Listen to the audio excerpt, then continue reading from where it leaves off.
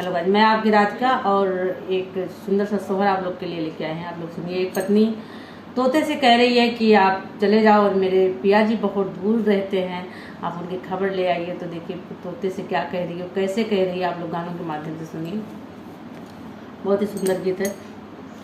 हरे र सुगवा के लाले लाले टोटवा, बोलेला बोलिया, हाँ बोलेला बोलिया। सुगवा बड़ा नीक लागेला, बोलेला बोलिया।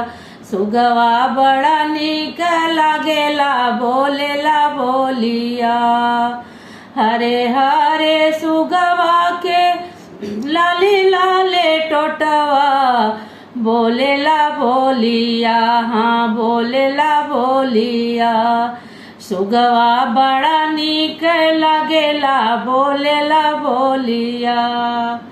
जाओ जाओ सुगवा हो, पिया की नगरिया ले आइहा हो, हाँ ले आइहा हो। सुगवा पिया की खबरिया ले आइहा हो। सुगवा पिया की खबरिया ले आइहा हो। उड़त उड़त सुगवा गईले पिया की नगरिया, उड़े उड़े सुगवा गईले पिया की नगरिया। ले आइले हो, हाँ ले आइले हो। सुगवा पिया की खबरिया ले आइले हो।